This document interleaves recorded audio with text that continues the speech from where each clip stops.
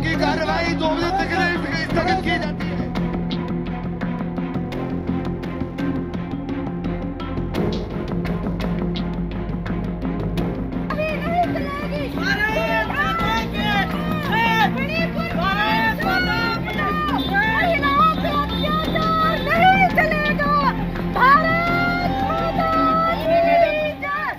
ये जो अभी आपने वीडियो देखा, ये देश की संसद है। लोकसभा चल रही है, सारे नेता यानी कि सांसद अंदर ही मौजूद हैं और उस दौरान ये सब कुछ हुआ संसद के अंदर। जी हाँ, 2 युवक दर्शक दीर्घा में बैठे हुए थे और वो संसद के अंदर कूद गए और टेबलों पर चढ़ते हुए कूदते हुए उन्होंने पूरी संसद में स्मोक बम से दहशत फैला दी।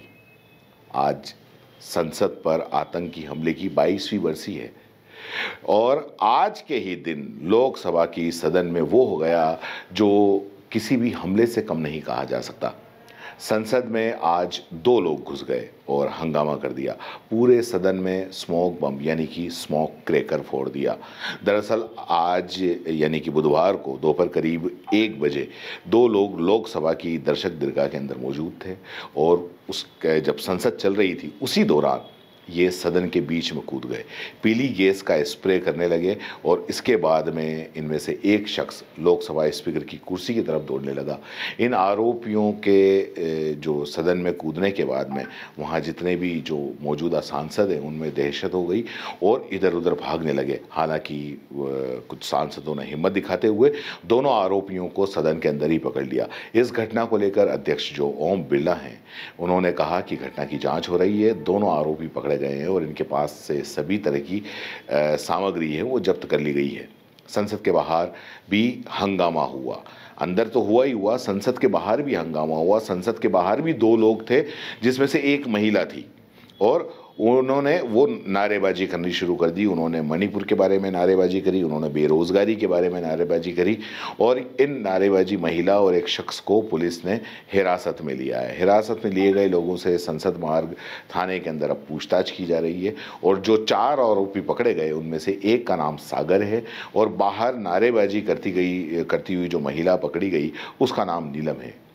ये एक तरह से पूरी तरह से सुरक्षा में चूक कहा जाएगा। बाकी सुरक्षा में चूक कहा क्या जाएगा, सुरक्षा के अंदर चूक हुई है। हालांकि आप ये जान लीजिए कि इस पर गोदी मीडिया न तो कुछ ज़्यादा बोलने वाला है और ना ही बस खबर दिखाएगा और बस। इतनी बड़ी घटना कि देश की संसद में हमले वाले दिन एक बार फिर से हमला हो जाए, क्योंकि अगर कोई इस तरीके से घुस जाए, वो ठीक है उन्होंने स्मोक बम छोड़ा, उसकी जगह वो कुछ और भी फोड़ सकते थे।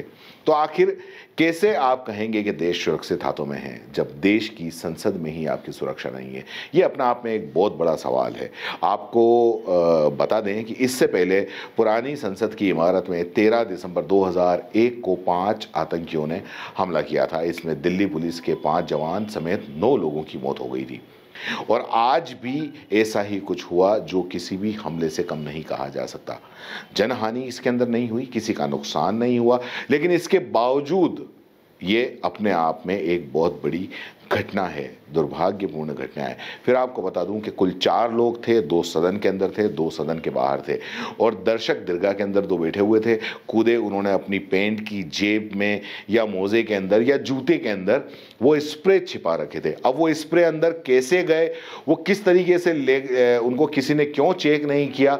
अगर वो स्प्रे ले जा सकते हैं तो मतलब कुछ और भी ले जा सकते थे वो, और ये अपने आप में एक बहुत बड़ी घटना है। अब बताया जा रहा है कि जो 2 लोग कार्रवाई के दौरान घुसे उसमें से मैंने आपको पहले ही बताया कि एक का नाम सागर है, एक का नाम नीलम है।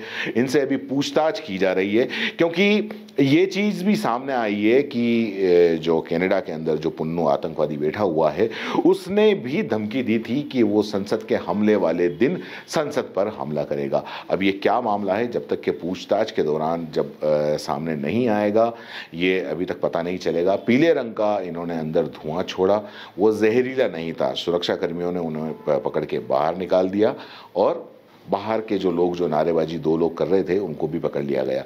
इस मामले में क्या अपडेट होता है हम आपको आगे बताते रहेंगे।